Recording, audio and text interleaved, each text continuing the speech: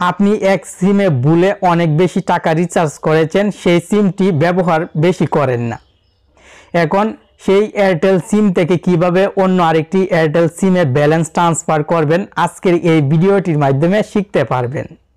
ভিডিওটি খুবই ছোট্ট হবে, স্কিপ না করে এই অসাধারণ কাজটি শিখে রাখুন, কোনো না কোনো সময় অনেক বেশি কাজে লাগবে।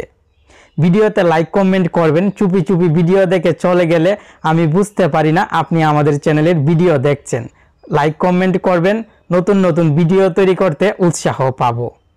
চলুন এখন মোবাইল স্ক্রিনে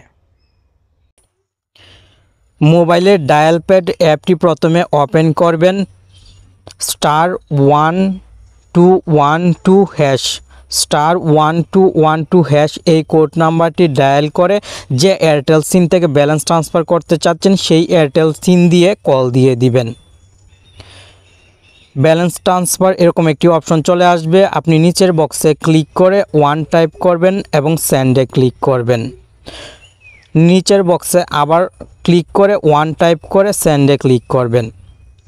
যে এয়ারটেল সিমে টাকা নিয়ে যেতে চাচ্ছেন সেই এয়ারটেল সিমের নাম্বারটি এখানে টাইপ করবেন।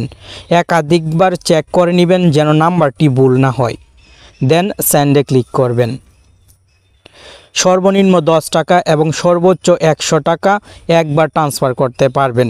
1-2 মিনিট পর এভাবে পর্যায়ক্রমে আপনি আরও টাকা ট্রান্সফার করতে পারবেন। এখানে টাকার পরিমাণ উল্লেখ করবেন এবং সেন্ডে ক্লিক করবেন।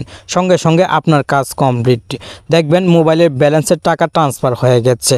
আর আপনার সিমটি যদি নতুন হয় তাহলে এই সিস্টেমে ট্রান্সফার করতে পারবেন না।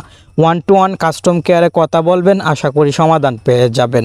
যাদের সিমটি পুরাতন তারা এই সহজ সিস্টেমটি ব্যবহার করে এক এয়ারটেল সিম থেকে আরেক এয়ারটেল সিমে ব্যালেন্স ট্রান্সফার করতে পারবেন। ধন্যবাদ।